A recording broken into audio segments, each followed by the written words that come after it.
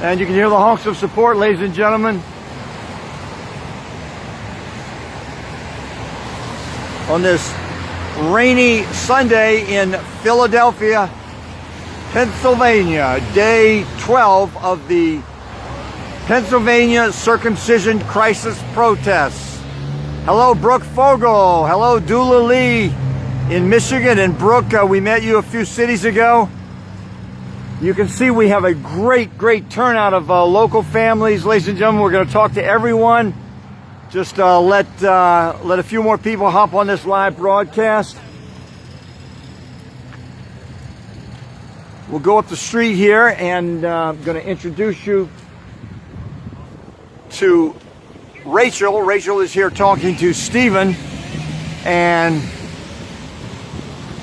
hello, Carl. Carl in Europe.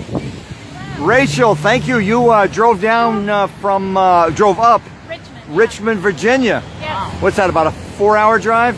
Yeah, 4.5 hours. It wasn't bad at all, but I'm glad to be here and support the cause. I'm so glad to finally meet the Bloodstained Men for the first time in 13 years. Yeah, glad to be here. Rachel, why does it matter to you so much to put that kind of time, spend a day of your life driving here to join the Bloodstained Men on the front lines? I mean, there's so many reasons to support this cause, but I think that children deserve to keep their whole body. It's a basic human right. I mean, we wouldn't do this to an adult. We wouldn't do it to an animal. We have to start respecting our children. Otherwise, they're not going to grow up to be people who respect others. And you have a very interesting story how you became aware of. Let's turn this way so I get the intersection behind us and the wind out of the microphone. So you have a very interesting story of how you actually became aware, if I recall, of circumcision when you were in kindergarten. Yes. Unbelievable. Tell us that. Yeah, so in kindergarten I had a friend. One of my best friends was Jewish. At the time I didn't know what that meant. I wasn't very religious myself. And she just had a baby brother, and we were invited to the Bris. And I didn't know what was going to happen, and I don't think my mom knew either. Otherwise she probably wouldn't have taken me. So they started doing it, and the baby started screaming, and I said to my friend, "What's going on?" She said, "They're cutting off part of his penis." And I said, "Why?" And she said, "To make it look better." And I immediately knew at that age something was horribly wrong. That's not normal. And that was where it started. And then, you know, years passed. It didn't really come up. And then in high school, I just randomly decided to, you know, look it up. And I saw a video of the procedure, and I just sat there and watched the whole thing. I couldn't move. I was paralyzed. You know, it was horrific. I'd never seen anything like it before. And afterwards, I was just astounded. I was like, how can this possibly be going on and people not stopping it? How is this not illegal? I couldn't sleep for a whole week after that. I was so traumatized. And ever since then, I've been doing what I can to speak out, educate people. I have a son and a daughter. They're obviously both intact. They've never had a single issue, you know, no infections. So yeah, that's my story, and I'm going to keep speaking out until this ends. So in kindergarten, amazing. Live with the burden of that traumatic memory. Yeah. From kindergarten, and your little friend was also in kindergarten, and yes. She was being taught that it was normal. Yeah. But you never bought it. Thank you, Rachel. Thank you for coming down from Richmond, coming up, yeah. Driving north from Richmond, Virginia, to join Bloodstained Men on the front lines of this crucial struggle for the rights of all children to be protected from genital mutilation. Thank you so much. I'm so glad to be here.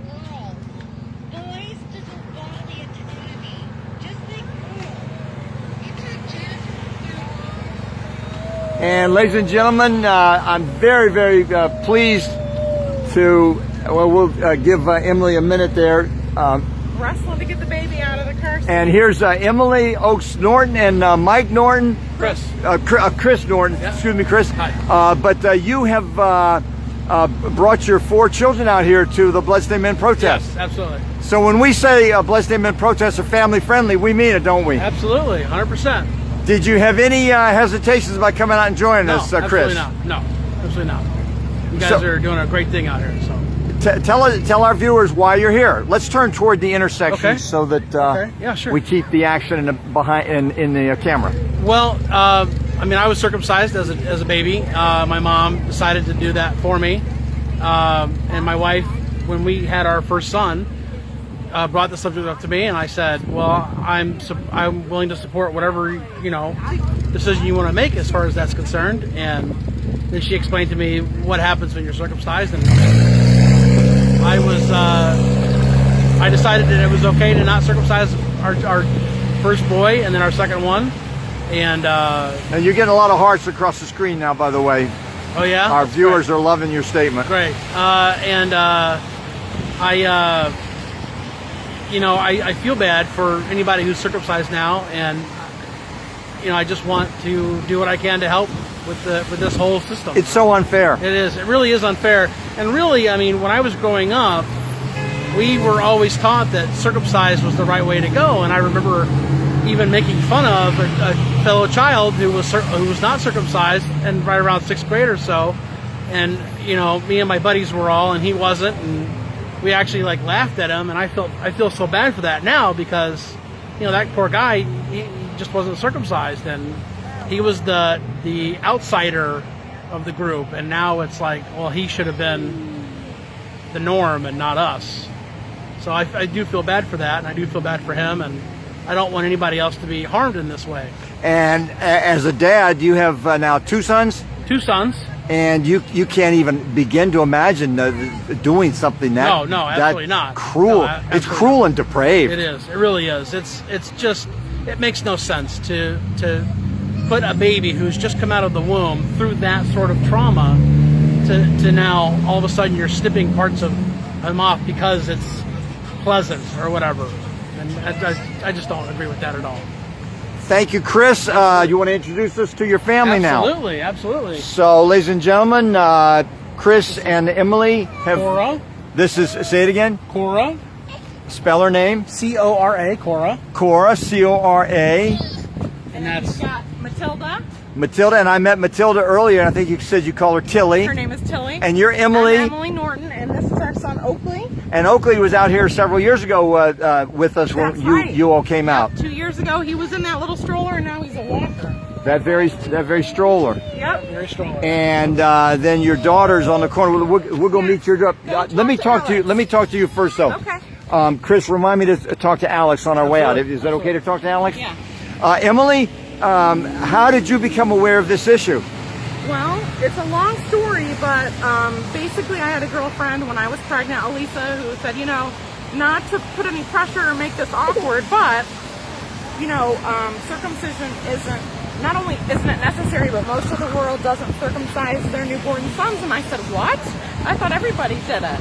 So I looked into it and pretty quickly found out not only wasn't it necessary, but that there are benefits to keeping your foreskin. So that sold me right away, and my husband was supportive.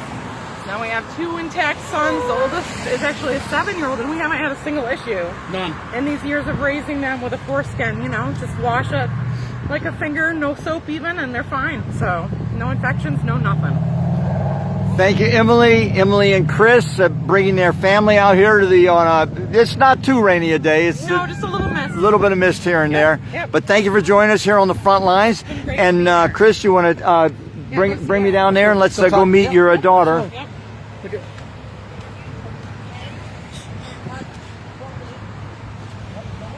And ladies and gentlemen, pleased to introduce you to Chris and Emily's daughter, Alex. Alex, thank you. And thank you for being out here with your parents and bringing your family out. And your sign says foreskin theft, and there's a thumbs up. Thank you, Chris. Absolutely. Thank you for joining Bloodstained Men and bringing your family out here. You know how important it is. Yeah, absolutely. Because this is a family movement. It is, 100%. And Brooke Fogel says, thank you for your testimony. Love seeing families joining in. Yes, Brooke Fogel, thank you. And ladies and gentlemen, this is Susanne Starkman. Suzanne, let me turn this way so that we get the intersection. Okay. And people can see what we're doing while we're talking. Okay. Suzanne, you've been an activist, you told me, for a long time. Yes, I started learning about the horror that is circumcision when I was pregnant with my oldest, which was in 2001 and 2002. and I've been speaking up and out ever since. In 2009, I had a family member who was due with twin boys, who I shared information with, and promptly she cut me out of her life. Wow. And Wow. I decided then that I was going to do everything that I could, since I couldn't save those. That hurt. babies. That hurt, didn't it? It was. I was very upset. Still not in contact. No, I don't have a relationship. Is that like your cousin? I don't want to say. Okay. So I decided, since I couldn't save those two, that I would speak up and out as much as I could. And I've been making posts about stuff. I've been commenting on message boards. I've been doing this longer than Facebook existed. And I still come across people, including last weekend, a couple who's due with their fourth baby, who they're considering whether or not to circumcise this one. And I was like, it's 2021. What is there to consider? And they were talking about how it's a religious thing, and I said, well, that's the Old Testament, and how they've made the mistake 3 times already. I said, well, so you're going to make the mistake a 4th time? So luckily the baby's not due for quite a while. My hope is that they come around. I think you told me you're in email contact with her. Yes. Susanne Starkman, thank you. We're going to move on because I'm using a borrowed hotspot, and we have to accelerate today's trip. Thank you, Susanne Starkman. Welcome. Bye. And I'm going to cross the street, ladies and gentlemen. We can cross here if you want. We got the light on our side. We'll go out and you can see this. It's a huge intersection, ladies and gentlemen, as you see every day on our protest schedule. On this particular part of this boulevard, the traffic comes in waves. So right now that street is empty, but in a minute there's going to be dozens and dozens of cars coming down. But you can see that's the way this intersection works. Let's talk to Mike. Mike, you drove down from Connecticut yesterday, joined the Bloodstained Men on the front lines for 2 days now. How's it feel to fight back, Mike? It feels great, actually, because I feel like I'm making a difference. If I could just save a couple, I'd be so happy. I would. And we know it's a barbaric culture in America that needs to stop. I have no problem with men getting circumcised when they're consenting adults, but forcing it on a baby and an infant is it's barbaric. Especially, there's no laws that protect the baby from pain. There's no laws that protect them from bodily autonomy either. It's a human right to have your body intact. and it's a total contradiction to what we were taught about American freedom. Exactly. I mean, it's just bizarre. It's amazing that the doctors can just get away with just disregarding the Hippocratic Oath too, because they're supposed to do no harm. You don't cut healthy tissue off for some perceived problem that might happen in the future, which is there's 90% of the world lives intact. What reaction are you seeing today from the motorists here in Philadelphia? It's a mixed bag. You see a lot of angry men that were probably angry. It's an emotional thing. No one wants to admit that they were harmed as a baby when they were helpless. Nobody wants to admit that their mother or father didn't protect them from this atrocity, really. So I understand that the anger you see in men when they drive by honking and flipping me off, telling me to get a job and all this other shit. But the bottom line being is, hopefully we're making a difference with people that do have a heart and do understand this is a mutilation. It is. And everybody has a right to their bodily autonomy. Girls are protected. There's laws in the books. It's for the same, circumcising a girl is basically the same as for a boy. They cut off the clitoral hood. Cut off the clitoral hood, which is the prepuce, the same thing on a male. And girls are more prone to urinary tract infections, one of the big ones that they always tell. So actually they would benefit more than boys would, because it's just amazing. But Thank you, Mike. We're going to move on because I've got a borrowed hotspot and we're on a time limit here. So, I think we're making a positive. And thank you for being here. And I know we will see you again on the front lines. We're going to be coming to New England next summer. That sounds good. I'll be there. Okay. Thanks a lot. Thank you. No, we're fine. We're fine. Yeah, we're good. We're good. And here we are, ladies and gentlemen. Catherine Franklin. This is quite a tour. This is day 12 of 15 that you have been on the front lines with Bloodstained Men. Your second tour, and you have told me that you want to do many, many tours next year with Bloodstained Men. Definitely. This issue is very, very important. And today has been a really great day. What reactions are you seeing? Oh, just people changing their minds in a 2-minute light cycle, like hanging out their windows, thumbs up, listen to this woman. It's been so positive and overwhelmingly great. And what keeps you so optimistic? Because you're always smiling. This is important, and I feel like we're heroes in a sense, because we're literally protecting boys in real time. Protecting boys in real time. So true. We'll talk to you again tomorrow. Thank you. Thank you. Hey, Brother K. Jeff Graves from Los Angeles, ladies and gentlemen. Talk about commitment. This man flies out from Los Angeles to spend 4 or 5 days with Bloodstained Men on the front lines. When are you returning home? I'm going to fly home tomorrow. So you're going to be out there tomorrow with us, or? I'm not going to be there tomorrow, but I'm going to fly home tomorrow. So I won't be with you tomorrow. Sorry about that. How's it feel to be out here fighting back, Jeff? You know, it's just wonderful to be here. Let me turn this way because the wind, I think, is blowing. I love being here with the people that we're with. We got a great group of guys and girls. And children, and families. Little kids, too, yeah. And we get getting a lot of positive responses from the people driving by. I really enjoy it. No, I do, too. Having a good time. Thank you, Jeff Graves, and I know we will see you again on a future tour. Without a doubt. Awesome.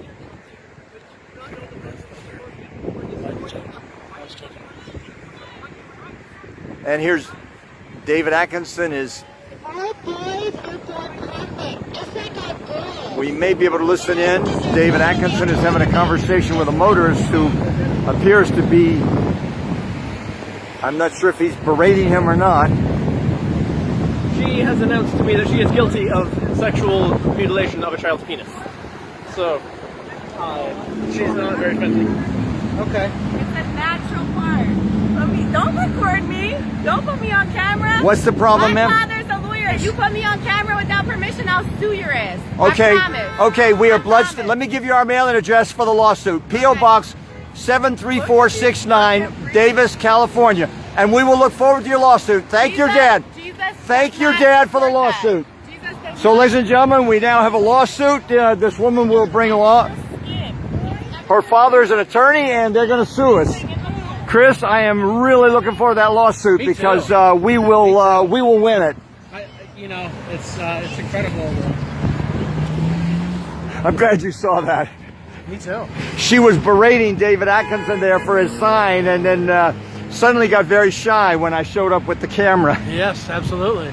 Mike, let me stand up here, and if I can get face, there we go. I got the.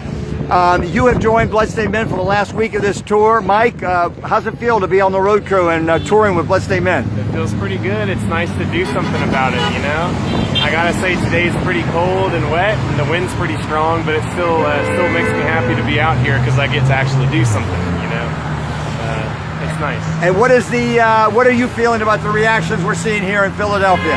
You know, there have not been a lot of people flipping us off today. There have not been a lot of negative things that I've seen so far toward me. So there have been a few thumbs ups and a few fist pumps, some of the head nods, you know. And I met a man earlier who said he was from the Dominican Republic, and he and I talked about how ridiculous circumcision is. He says they don't do it down there, and of course, I imagine if he has a family, he probably did not do that to his family. So it was nice to meet him and talk to him. And then he taught me a little history lesson about the Dominican Republic and Haiti, which was nice too. So some bonus information there. And Mike, you will be with Bloodstained Men through the end of this tour. So today is day 12. So we have 3 more days on the front lines. Yes. And we'll talk to you again tomorrow. Thank you, Mike. Yeah. And Wendy, I see you watching. Thank you, Wendy. Joined us a few days ago on the front lines. There's Nick, ladies and gentlemen.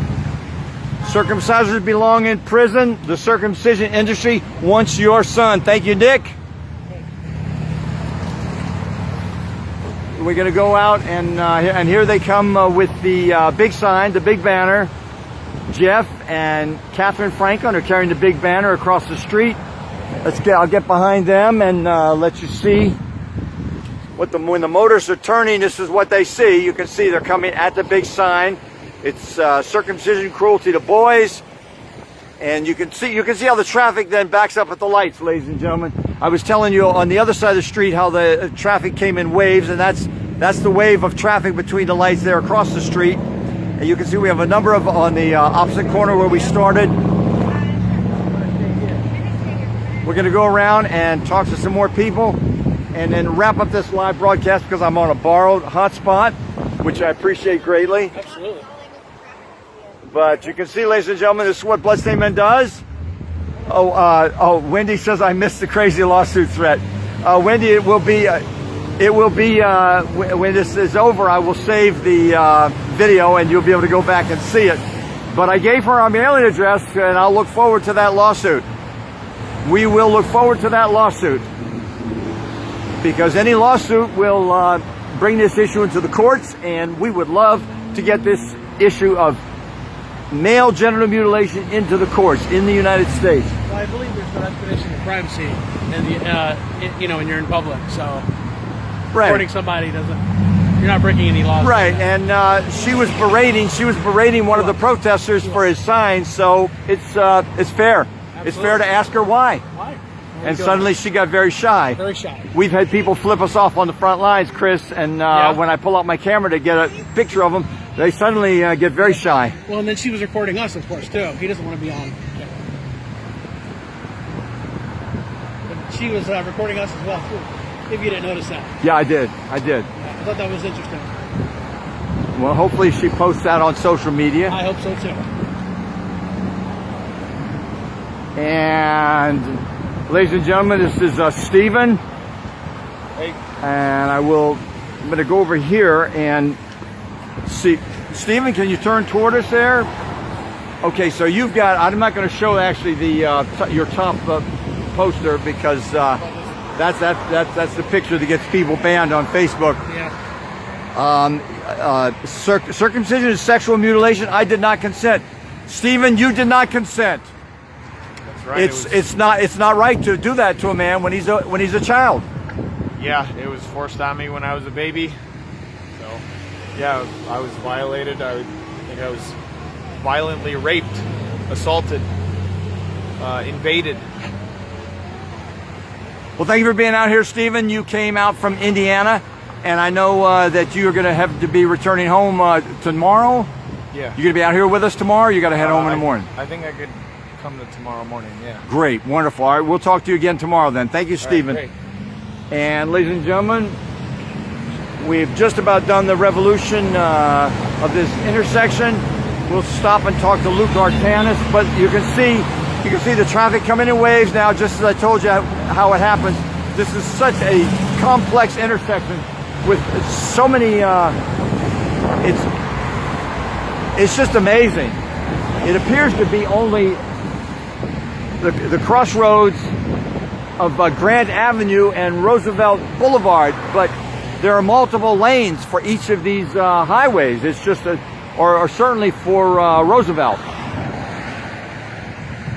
And actually, I think we can cross here. It looks okay. We don't have the lane on our side, but it's all empty. And ladies and gentlemen, Cool Hand Luke. We have talked to him many, many times over the last 5 or 6 years. Luke, do you ever get tired of protesting? Yeah, but then I just do it again. So it's exhausting, isn't it? Yes, and it's exhausting, but it's inspiring. So because you can see a baby being saved. Let's turn this way so that I mean? people can see where you point. You're pointing at all these. If you look around and you see another activist handing out a card, you see a baby being saved. And you look over there and there's another baby being saved. Just all around. And so that keeps me going. Knowing that we're having an impact and making a difference. And that there are enough people with open minds to care. Right. It'd be a terrible society if no one had an open mind. I heard something new today. I was holding this sign, the "I want my foreskin back," and a woman drove by with kindness and sincerity, and she said, "You should have it back. You should have it back." And I'd never heard that before, and it made me feel good. It's similar to the slogan we sometimes hear: "You should have your whole penis," or "You deserve your whole penis." And Luke Artanis, hold that out for us, that side of the sign. Yeah.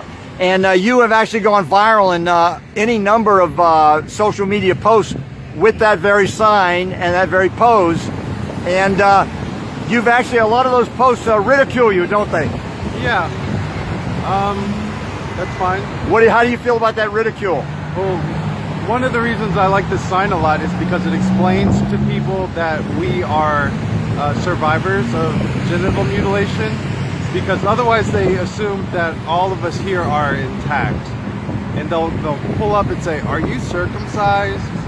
But this sign lets them know what's really happening out here, that it's people helping other people to protect their families. And we are here to help the American people, Luke Artanis. And we are.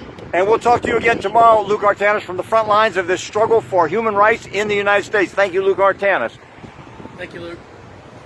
So, Chris, we have come to the end of this live broadcast. You've been kind enough. I know that you've been out here several hours with your family, large family, and you've got 2 more at home. We do, yes. Thank you so much for you set up the hotspot for me. I actually left my hotspot in the van with all the hustle and bustle of getting out here on the front lines on a rainy day. But Chris came forward with his hotspot. Thank you, Chris. Thank you for bringing out your family. And I'm just going to finish with a few video shots of this intersection from here. And drive safe going home. And thank you for coming out with Emily and your beautiful family. Thank you. And thank all the kids for us. We will, absolutely. So, ladies and gentlemen, that is today's broadcast here from the front lines in Philadelphia, day 12 of the Pennsylvania Circumcision Crisis protest. You can see the 3 cars facing us over there. And as we watch it, you can see the cars coming up. I told you that it comes in waves of traffic because of the light pattern down the block. But you can see all the cars coming down the highway, and you can see how they are starting to back up, and that will continue until the light changes. You can see then traffic. I'm not sure why there are 2 lanes here, but I believe they come from different different roads down the block. This one's more of a long turn access. This one's going to be letting you turn off the highway. So this one just does more heavy traffic. It doesn't turn, and this one out here does the turning, so you can turn off the highway. And ladies and gentlemen, we actually did not get to talk to Danny Alexander and David Atkinson, but we will talk to them tomorrow. I generally manage to get everybody into the live broadcast, but it's a big intersection, and I'm going to sign off. But we will talk to David Atkinson and Danny Alexander tomorrow. David Atkinson would have told me where we're going to be tomorrow. I'm not sure which city it is. We're in the Philadelphia suburbs tomorrow, as I recall. But you can see, ladies and gentlemen, this is what we do out here on the front lines. Please go to bloodstainedmen.com. On the internet, on the right side, you will see a drop-down menu. You can donate to Bloodstained Men. Hello, Alon Sivrani in Israel. You can donate to Bloodstained Men through PayPal, and your donation, any amount, will help fund these protests. You can also go to Bloodstained Men and Their Friends on Facebook, and you'll see the fundraiser tab. Hit that, and you will see my birthday fundraiser, along with a number of other fundraisers. You can donate to any of them. Your donation, any amount, will go to Bloodstained Men and Their Friends. But I would appreciate your donation to my birthday fundraiser.